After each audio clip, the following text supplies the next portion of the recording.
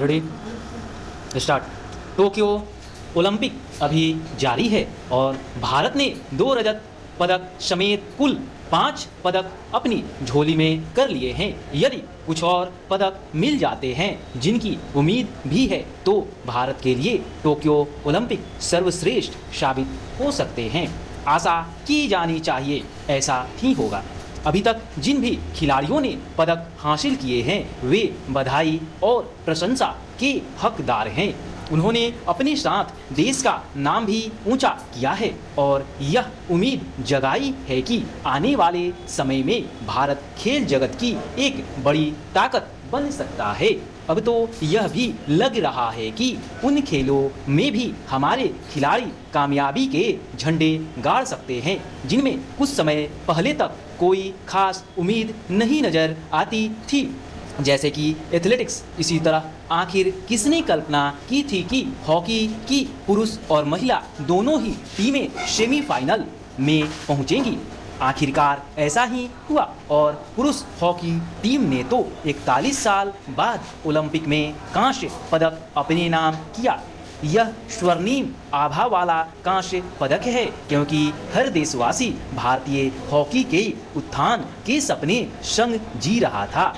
Hockey में मिला कांस्य पदक देश में इस खेल का कायाकल्प करे, इस उम्मीद के साथ यह भी कामना करनी चाहिए कि महिला हॉकी टीम भी एक नया इतिहास लिखे। उत्साहजनक और संतोषजनक केवल यह नहीं कि टोक्यो गए हमारे अनेक खिलाड़ी उम्मीदों पर खरे उतर रहे हैं, बल्कि यह भी है कि वे देश में एक नई खेल संस्कृति विकसित हो जाने की गवाही भी दे रहे हैं। भले ही अपने प्रदर्शन से देश दुनिया का ध्यान खींचने वाले कुछ खिलाड़ी पदक तालिका में अपना नाम अंकित न कर सके हो, लेकिन वे अपनी हिम्मत और कौशल से बेहतर भविष्य की मुनादी कर रहे हैं। यह नतीजा है उस नई खेल संस्कृति का जो हाल के वर्षों में विकसित की गई और जिसके तहत खिलाड़ियों को कहीं बेहतर सुविधाओं के साथ समुचित प्रशिक्षण दिया गया।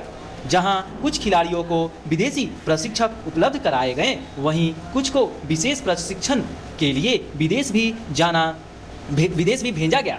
यह सब इसलिए हो पाया क्योंकि खेल संघों पर काबिज तमाम ऐसे लोगों को किनारे कर पेशेवर व्यक्तियों को लाया गया जो उन्हें अपनी जागीर की तरह इस्तेमाल कर रहे थे। इसके चलते खेल और खिलाड़ियों को वह प्राथमिकता नहीं मिल पाती थी जो जरूरी थी। टोक्यो ओलंपिक के समापन के वक्त भारत की झोली में चाहे जितने ज़्यादा पदक हो, यह ध्यान रखा जाना चाहिए कि खेल एवं खिलाड़ियों को और अच्छे से विकसित करने के लिए अभी बहुत कुछ करने की ज़रूरत है। स्टॉप। राज्य में कोरोना के मामले काबू में आने के बाद स्कूल, कोचिंग संस्थान व सिनेमा हॉल आज से खुल जाएंगे। जाहिर है टीकाकरण की तेज गति व लॉकडाउन जैसे उपाय कोरोना को नियंत्रित करने में कारगर रहे। सरकार ने अनलॉक के लिए भी नई गाइडलाइन जारी की है। आशंका है कि अगले हफ्ते से संक्रमण के नए मामले भी बढ़ने शुरू हो सकते हैं।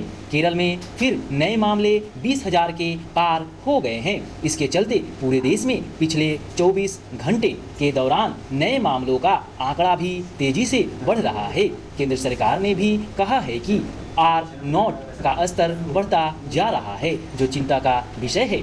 अतएव यह जरूरी है कि प्रदेश में अनलॉक को हल्के में न लिया जाए। कोविड प्रोटोकॉल के अनुसार सरकारी गाइडलाइन का हर स्तर पर अक्षरशः पालन किया जाए। स्कूल, कोचिंग संस्थान व मॉल प्रबंधन को यह ध्यान देने की जरूरत है कि उनके सभी कर्मचारी का टीकाकरण जरूर हो जाए।